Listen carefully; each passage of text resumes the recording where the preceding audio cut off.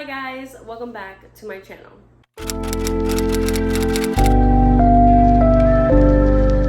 So for today's video, I'm going to be doing my August wrap-up. I did do an August mid-month wrap-up. I will link it up in the cards up top if you want to watch it. I'm just going to go over the books that I read in the last half of August. So let's just jump right into it. First book that I finished in the second half of August was Mafia, Mistress by Mila Finnelli. So this book is super hyped up for good reason, okay? It had me in the first half. I gave this book 4 stars because I loved it, but it didn't give me that 5-star feeling. This book is about, I want to say her name is Francesca, but her friends call her Frankie, except Fausto, of course, the hero, calls her Francesca, which I appreciate because it gives her more of an older feel. She is 18, 19, I believe, in these books. She gave very naive, kind of childish attitude in the beginning, which made it hard for me to like fall in love with her. But overall, I had to give it a 4 because it kept me entertained. Second book that I read in August was Mafia, Darling. This is the second book in this duet. I had to pick up this book right after I finished the first one. Like, you couldn't stop me. The first book ends on a cliffhanger, so I had to jump into the second one. The second one I also gave 4 stars. I was hoping it would give me that 5-star feeling, but it just didn't really quite make it. It does have this trope that it's not my favorite, but I should have known it was gonna be in it. You might guess what it is, but yeah, like I said, it's 4 stars. These books gave me very telenovela vibes. Like, it was very dramatic, it was very spicy, like the smut in this book. Honestly, without the smut in this book would be a 3-star, but the smut and Daddy Fausto, like, you can't go wrong. Ooh, this book is so good, and it is definitely worth the hype. I think you should definitely read it, especially if you're into mafia, dark romance, arranged marriages, and all of that. Moving on, I read Heat Haven by Sarah Blue. I actually was looking into like Omegaverse books, and this one was highly recommended, but I didn't realize that it was a reverse harem, and reverse harems aren't really my favorite. Like, I'll read them. It was super cute, super smutty. If you like the whole Omegaverse and you like reverse harems, this book is for you, but I gave it 3 stars. Next book that I read was Muscles and Monsters by Ashley Bennett. This one got me because of the book cover and all of the book art that I had been seeing. I was like, you know what, this is cute, and they say it's smutty and it's a werewolf. I was in my werewolf era and I jumped right in and I absolutely loved it. This one has one of the most cute meet cutes out there, and the cupcakes, we have a plus size curvy heroine, there is a heat cycle, the hero is a total cinnamon roll hero. He is just absolutely like just swoon worthy. If you are looking for a short novella monster romance where the werewolf actually stays werewolf, definitely pick this one up. It's really good. I can't wait for the second book. I gave this one 3 stars. Next book that I read was Liberty Falls by Jacquot.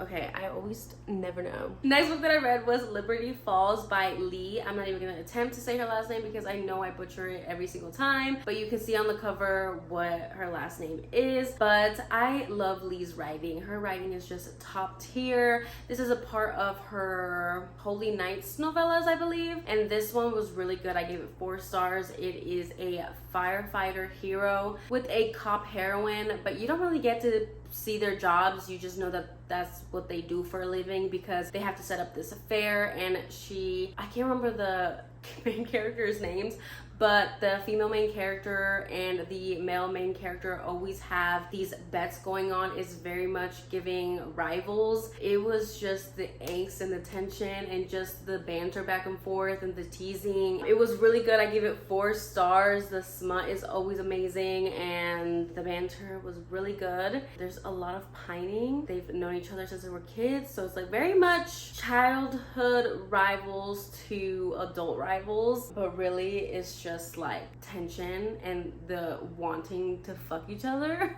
It was really good. I definitely think you should read it. Next, I read Sweet Berries by C.M. Nascosta. I was feeling another monster romance that was short. This one, to be honest, this one quite lost me. I was I don't know if it maybe was the mood that I was in, but I gave this one 3 stars. It's like I was reading it and I enjoyed the smut, but when they weren't fucking, I wasn't enjoying it.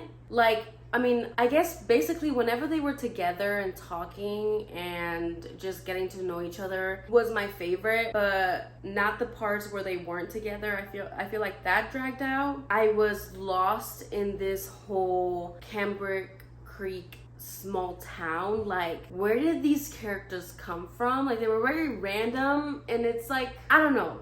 It was giving very much 3 stars, but the smut was really good. It is between the Mothman and a human woman. The Mothman watches her while she pleasures herself. She knows that someone is watching and she doesn't stop, and that's how their whole relationship starts off. He like goes and confronts her and is like, I'm so sorry, it was me. And she was like, no, like, it's perfectly fine.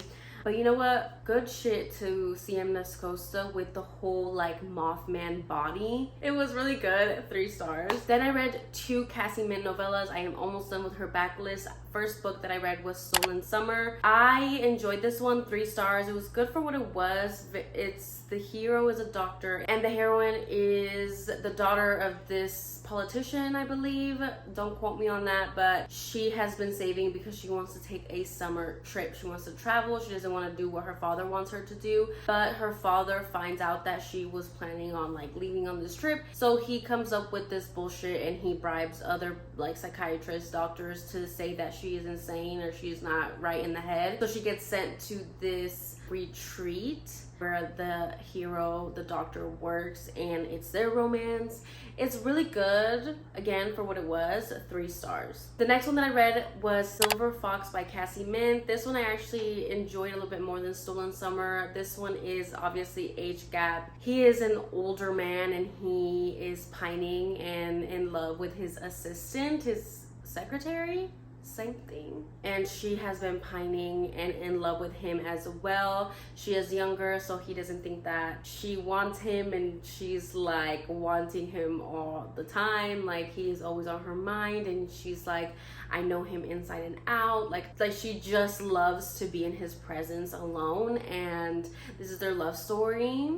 Is very good. I really like this one. Next book I read was Hold by Claire Kent. This was actually by the recommendation of the Book Refuge. I added these because they were like novella length, and I didn't really ever get the premise of them. I just knew that they were smutty, they were novella length, and that they were really good. When I picked this up, I didn't really know what I was going into, but this book is this series, I guess you could say, it's called the Hold series. The first book is Hold, and this one is about our hero. He is in a prison. He has been there for more than a year. It's one of their like most deadliest, like hard prisons. Like, once you go in, you don't go out. Like, you can't leave. Like, there's really no escape. And this world is set in like a dystopian era where you have ships and you can travel to different planets and like different worlds with like aliens, and there's this like new order, and it's very kind of confusing. I mean, it's not confusing, but it's very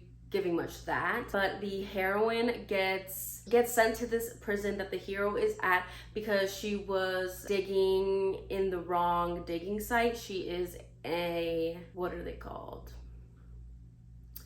The people that dig up bones.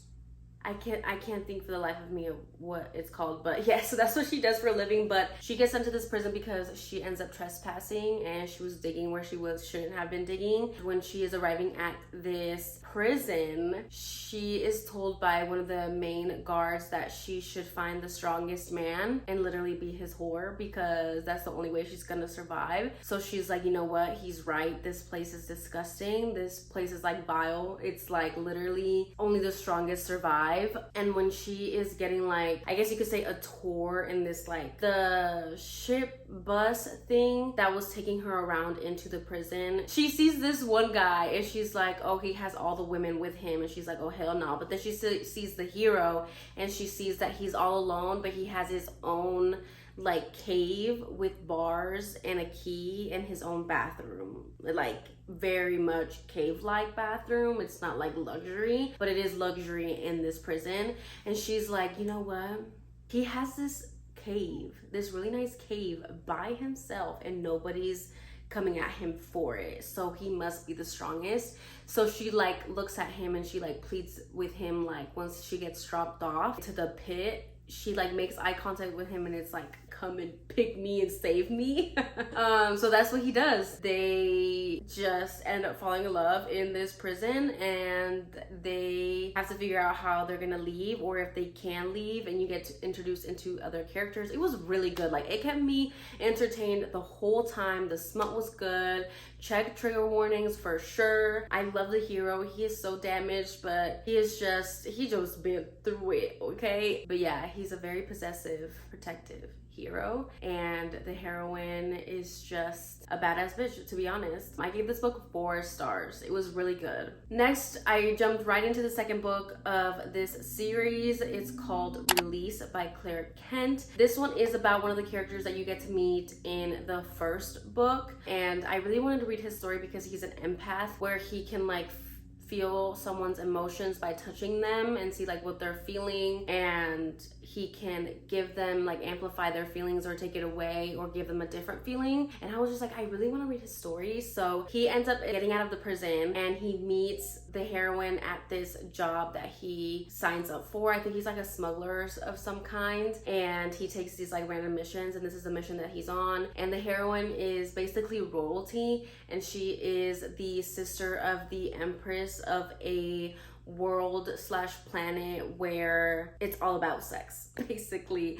But the sister, she never participates. That is our heroine. She just doesn't ever see sex as a good thing. Not that it's bad, but she feels like it's so unfulfilling because there's nothing there. It's just sex, it's just bodies. But once the hero sees her, he's very intrigued by her, and he just wants to be around her and get to know her, and this is their love story. It was very cute, but it wasn't my favorite. It was good for what it was. I think I gave it 3 stars. I'm pretty sure I gave it 3 stars. It was really good, but it wasn't my favorite. Last book that I read in the month of August was Moon-Blooded Breeding Clinic by C.M. Nascosta. I was actually waiting for this one because I knew that it was about one of the brothers from Run Run Rabbit, and Run Run Rabbit is a 5-star for me that I read this month as well. And I knew that it was one of the brothers of this family, and I knew he was a werewolf, and I knew it was like a breeding kink, and I knew that it was gonna be nodding, and I was like, werewolves, oh my god. I was like, I am ready for this. It was a new release in August as well, so I read it the minute that it came out. I don't know what it was about this book, but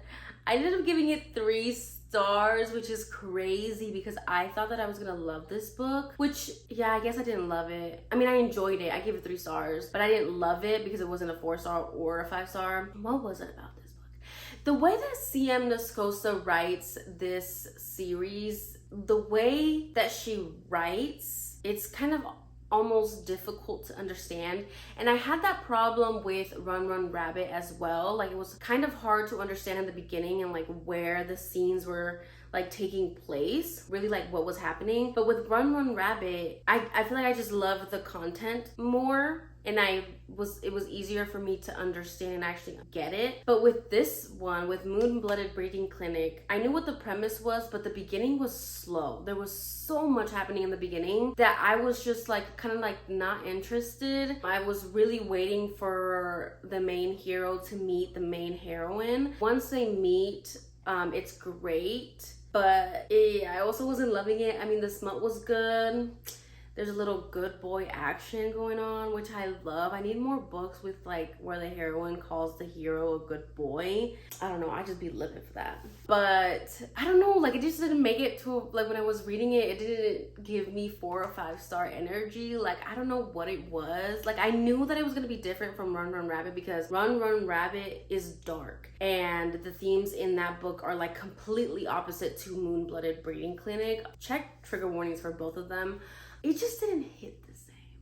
I don't know how else to say it. But yeah, that was the last book that I read in August. Thank you guys so much for watching. Sorry that this video took me quite a bit of time to actually put out, but I hope you guys enjoyed it regardless. I'm excited for September and what September will bring. Don't forget to subscribe, like this video, and put the bell notifications if you want to get notified when my September TBR comes up. Again, thank you so much for watching, and I will see you guys in my next one. Bye.